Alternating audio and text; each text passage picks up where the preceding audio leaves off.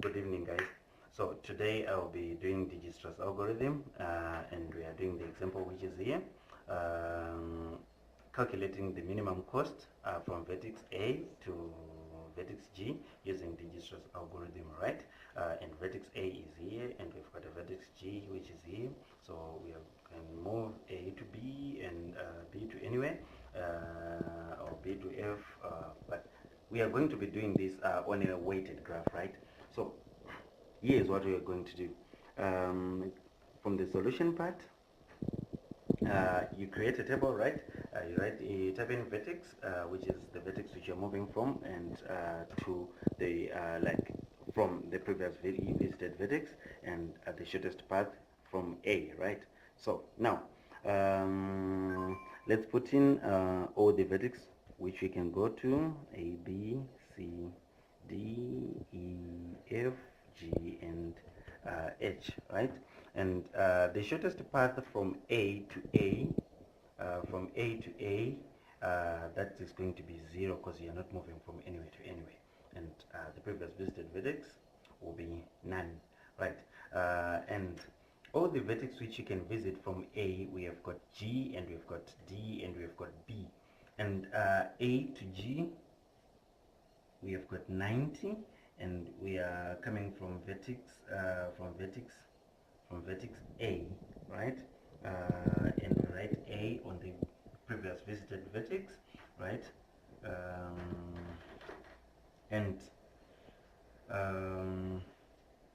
since we are moving from vertex A to G, it's 90, and we are doing an optimization algorithm. We need to find the shortest route to get toward to G. So we are not going to just take 90, which we have. So let's look at A also. A, we have got A to B, which is 20, and we have got the arrow which is permitting us to go to B, which is 20, and the previous visited is A, and we also have got A to D, which is 60, and the previous visited vertex will be what? Will be A, right? Those are the three which can be visited from A. Now, checking on the three which we have got the shortest one, which is 20. So let's go on and check on B and find where we can get from B, because we currently have 20, which is on B.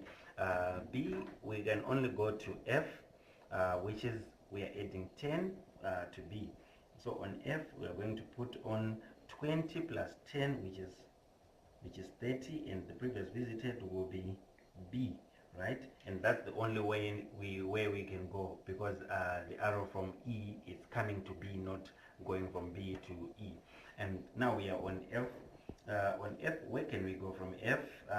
Checking onto the to the graph, we have already used 20, right? Which is the shortest. Checking the shortest from the table, which we currently have 30 here, and so we are using F. We have got F to D, which is 40, and we'll be adding the previous calculated to get to F, right? So we are saying F to D 40 plus the current, what we have, the 30 which we already have. We now have got 70, and we put on 70 to that, and the previous vertex will be F. But since 70 is way greater than 60, which we currently have, we have to cross it off, because we are not going to be using that path, right? And also, where can we go from F? F, we can go to C, which is 10, and adding that 10 to 30, which is what we currently have as the shortest path to F. We get 40, and the previous vertex will be F, and having that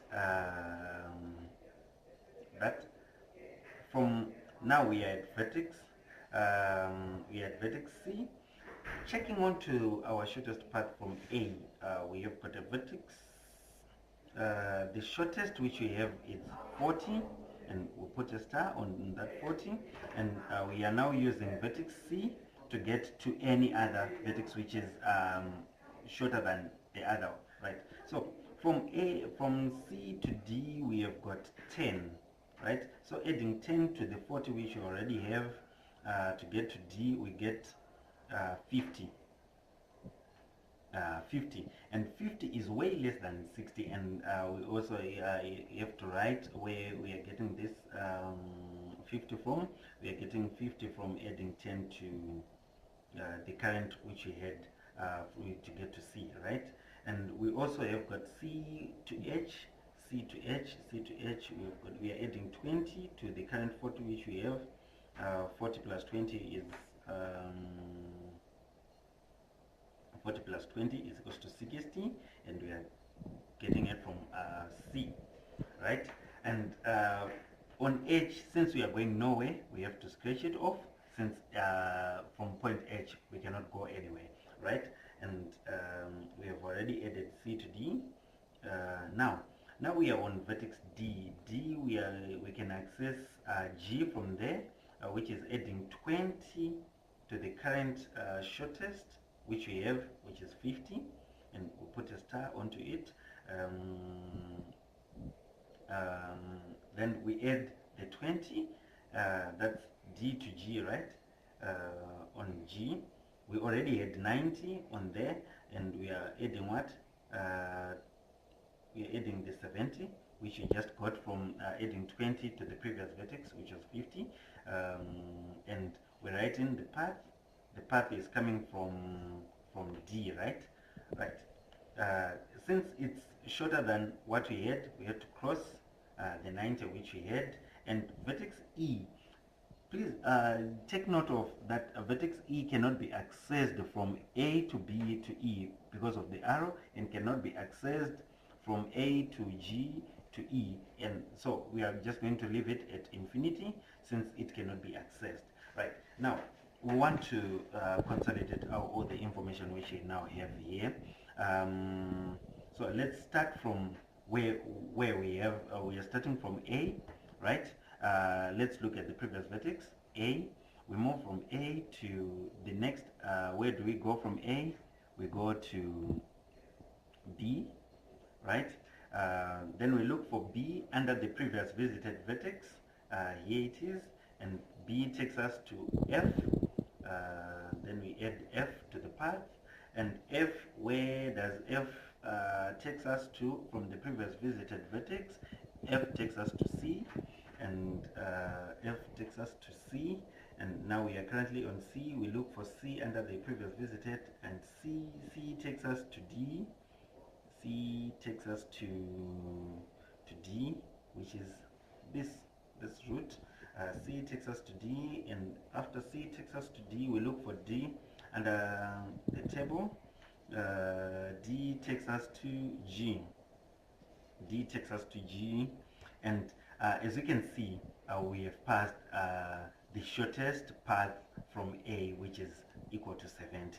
Which is equal to 70. So the cost of traveling from A to G, we'll be using the path of A to B, B to F, F to C, and C to D, and D to G. That's the shortest path which we can take using the Dijkstra's algorithm. That's the Dijkstra's algorithm on a weighted graph with direction.